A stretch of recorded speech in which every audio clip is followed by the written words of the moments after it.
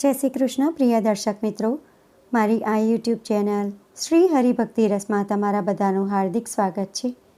આજના વિડીયોમાં આપણે ગુરુ પૂર્ણિમા વિશે શ્રવણ કરીશું. ગુરુ પૂર્ણિમાનું મહત્ત્વ શું છે? ગુરુ પૂર્ણિમાના દિવસે પોતાના ગુરુદેવની પૂજા કેવી રીતે કરવી તથા આ દિવસે શું કરવું શું ન કરવું અને ગુરુ પૂર્ણિમાના દિવસે મુહૂર્ત કયું છે અને બીજા પૂજા મુહૂર્ત કયા કયા છે તેના વિશે પણ આપણે શ્રવણ કરીશું. તો તમે વિડીયો અંત સુધી શ્રવણ કરતા રહેજો. હિન્દુ ધર્મમાં ગુરુ પૂર્ણિમાનું વિશેષ મહત્ત્વ છે. હિન્દુ પંચાંગ મુજબ દર વર્ષે અષાઢ મહિનાના પૂનમના દિવસે ગુરુ પૂર્ણિમા મનાવવામાં આવે છે. આ તિથિ અષાઢ પૂર્ણિમા, વ્યાસ પૂર્ણિમા અને વેદ વ્યાસ જયંતી તરીકે પણ ઓળખાય છે. તેમજ આ દિવસે બ્રહ્મસૂત્ર, મહાભારત, શ્રીમદ્ ભાગવતમ અને 18 પુરાણો જેવા અદ્ભુત સાહિત્યની રચના કરનાર મહાન ગુરુ મહર્ષિ વેદ વ્યાસનો જન્મ થયો હતો. આ દિવસે ગુરુની પૂજા કરવાનું વિશેષ મહત્ત્વ છે. તેમજ શુભ પ્રસંગોએ પવિત્ર નદીમાં સ્નાન અને દાન કરવાનું પણ વિશેષ મહત્ત્વ છે. આ દિવસને વેદ વ્યાસજીના જન્મદિવસ તરીકે ઉજવવામાં આવે છે. ધાર્મિક માન્યતા અનુસાર ભગવાન વેદ વ્યાસનો જન્મ અષાઢ મહિનાની પૂર્ણિમાના દિવસે થયો હતો. તેથી આ તિથિને ગુરુ પૂર્ણિમાનો તહેવાર મનાવવામાં આવે છે. ગુરુ પૂર્ણિમાના દિવસે તમામ ગુરુઓને નમન કરવામાં આવે છે. વેદ વ્યાસે અનેક વેદો અને પુરાણોની રચના કરી હતી. આ ખાસ અવસર પર ભગવાન શ્રી વિષ્ણુ, માતા લક્ષ્મી અને વેદ વ્યાસજીની પૂજા કરવાનું વિશેષ મહત્ત્વ છે. સાથે જ આપણા જીવનમાં ગુરુનું મહત્ત્વ સમજાવવા માટે ગુરુ પૂર્ણિમાનો તહેવાર ઉજવવામાં આવે છે. ગુરુ પૂર્ણિમાના દિવસે લોકો પોતાના ગુરુઓને ભેટ સોગાદો આપે છે અને તેમના આશીર્વાદ લે છે. ગુરુ પૂર્ણિમાનો તહેવાર ગુરુ અથવા શિક્ષકને સમર્પિત છે. ગુરુ પૂર્ણિમા જે સમગ્ર ભારતમાં ઉજવવામાં આવતો શુભ પ્રસંગ છે. ગુરુ પૂર્ણિમા આપણા ગુરુ કે શિક્ષકોનું સન્માન કરવા માટે હોય છે. પછી ભલે તે આધ્યાત્મિક માર્ગદર્શકો હોય અથવા શૈક્ષણિક માર્ગદર્શકો હોય. ગુરુ કૃતજ્ઞતા, આદર અને જ્ઞાનના મૂલ્યો સમજાવે છે અને પ્રોત્સાહન આપે છે. ગુરુ આપણા જીવનમાં પ્રકાશ ફેલાવે છે અને સાચો માર્ગ બતાવે છે. સાચા માર્ગ પર ચાલવાની શિક્ષા આપે છે. તેથી આપણા જીવનમાં ગુરુનું ખૂબ જ મહત્ત્વ હોય છે. ગુરુ જ આપણને સાચું જ્ઞાન અને સાચું માર્ગદર્શન આપે છે. સંસ્કૃતમાં ગુરુ શબ્દ આધ્યાત્મિક શિક્ષક અથવા ગુરુનો ઉલ્લેખ કરે છે, જ્યારે પૂર્ણિમા પૂનમના દિવસનો ઉલ્લેખ કરે છે. સનાતન ધર્મમાં ગુરુ પૂર્ણિમાના દિવસનું વિશેષ ધાર્મિક મહત્ત્વ છે.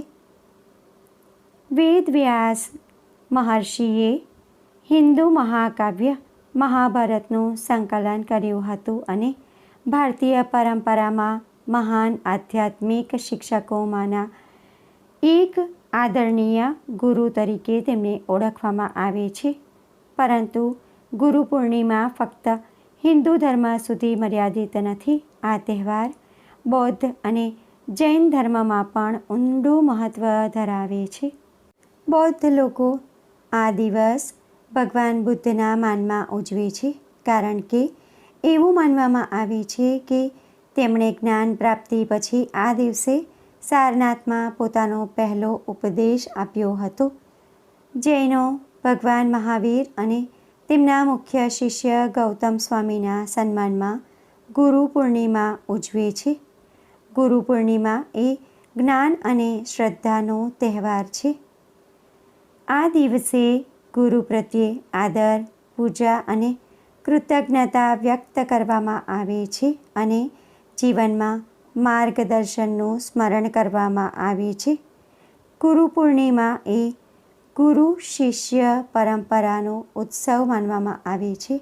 આ દિવસે લોકો તેમના આધ્યાત્મિક, સામાજિક અથવા શૈક્ષણિક ગુરુનું સન્માન કરે છે, તેમના આશીર્વાદ લે છે અને તેમના માર્ગદર્શન માટે કૃતજ્ઞતા વ્યક્ત કરે છે. ધાર્મિક માન્યતાઓ અનુસાર આ દિવસે પવિત્ર નદીઓમાં સ્નાન કરવું, દાન કરવું અને ગુરુની પૂજા કરવી અત્યંત શુભ માનવામાં આવે છે. ગુરુ પૂર્ણિમા ફક્ત એક તહેવાર નથી, પરંતુ જ્ઞાનની પૂજા છે, જે જીવનના અંધકારને દૂર કરે છે અને આપણા જીવનમાં પ્રકાશ ફેલાવે છે, આપણને સાચો માર્ગ બતાવે છે. હવે આપણે ગુરુ પૂર્ણિમા કયા દિવસે ઉજવવામાં આવશે તેના મુહૂર્ત વિશે જાણી લઈએ. વર્ષ 2026માં અષાઢ માસની પૂર્ણિમા તિથિ 28 જુલાઈ 2026 અને મંગળવારના રોજ સાંજે 6:18 પર શરૂ થશે તથા 29 જુલાઈ 2026 અને બુધવારના રોજ રાત્રે 8:05 પર સમાપ્ત થશે. ઉદય તિથિ અનુસાર ગુરુ પૂર્ણિમા 29 જુલાઈ 2026 અને બુધવારના રોજ ઉજવવામાં આવશે. આ દિવસે સૂર્યોદય સવારે 6:05 પર થશે. ગુરુ પૂર્ણિમા એ ખાસ દિવસ છે જ્યારે આપણે આપણા જીવનના ગુરુઓને આદરપૂર્વક નમન કરીએ છીએ. આ ગુરુઓ આપણા શિક્ષકો, માતા-પિતા, આધ્યાત્મિક માર્ગદર્શકો અથવા જીવનનો સાચો માર્ગ બતાવનાર કોઈ પણ વ્યક્તિ હોઈ શકે છે.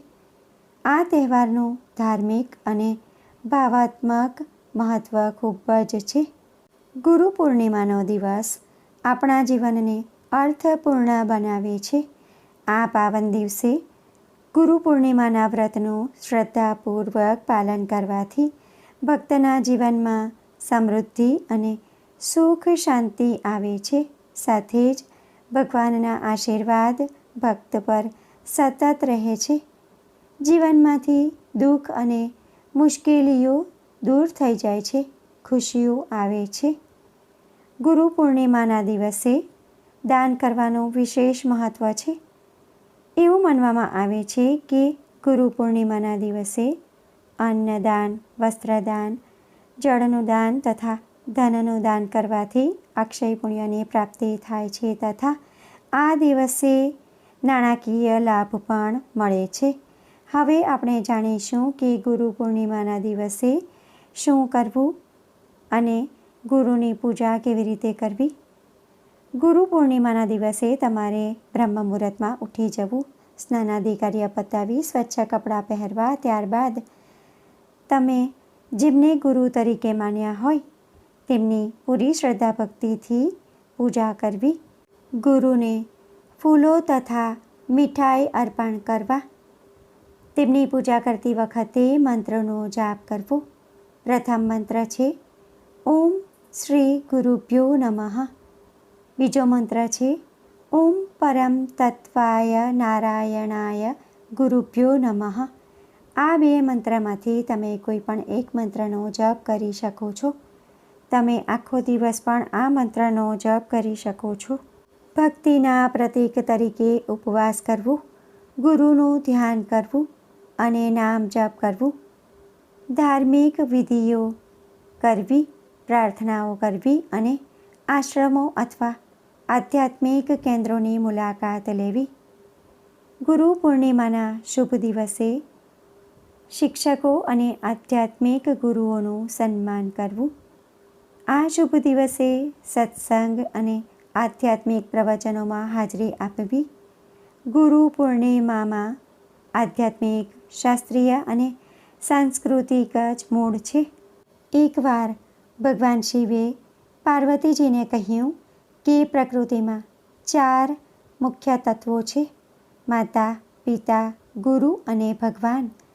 માતા પિતા શારીરિક જન્મ આપે છે, પણ ગુરુ જીવનને સાચી દિશા આપે છે અને ભગવાન સુધી પહોંચાડે છે. તેથી ગુરુનું સ્થાન ભગવાન કરતાં પણ ઊંચું છે. આજના પવિત્ર દિવસે શિષ્ય પોતાના ગુરુ પાસેથી આશીર્વાદ લે છે અને જીવનમાં સાચા માર્ગે ચાલવાનો સંકલ્પ કરે છે.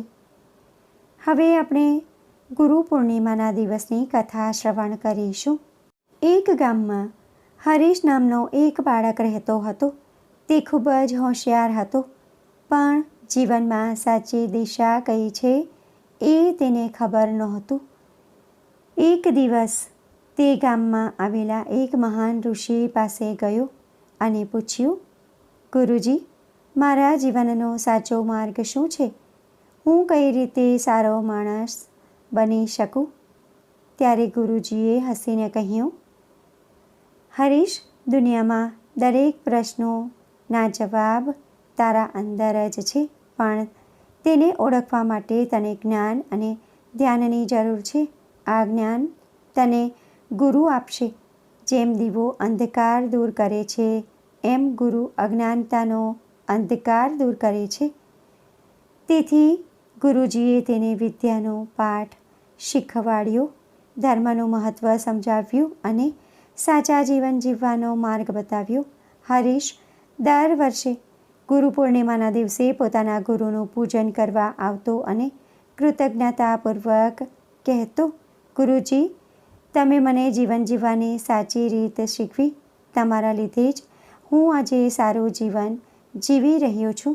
ત્યારે ગુરુજી કહેતા, શિષ્યના જીવનમાં જ્યારે સાચા અર્થમાં પરિવર્તન આવે છે, ત્યારે ગુરુનું જીવન સફળ બની જાય છે.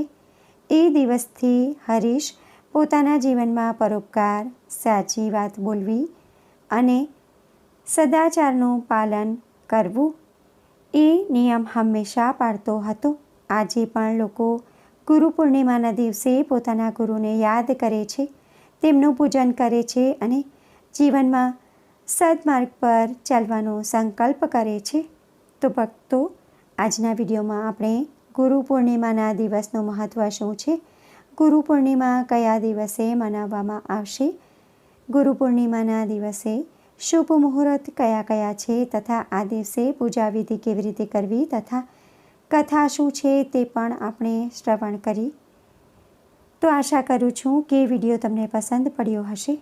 જો આજનો વિડીયો તમને પસંદ પડ્યો હોય અને ઉપયોગી લાગ્યો હોય તો વિડીયોને લાઈક કરી બીજા લોકો સુધી વિડીયોનો પ્રચાર કરજો, જેથી બીજા લોકો પણ શ્રવણ કરી શકે અને તે પુણ્યના પણ તમે ભાગીદાર થાવ. કોમેન્ટમાં જય ગુરુદેવ જરૂરથી લખજો. ફરી મળીશું એક નવા વિડીયો સાથે. ત્યાં સુધી બધા ભક્તોને મારા જય શ્રી કૃષ્ણ. વિડીયો જોવા માટે ધન્યવાદ.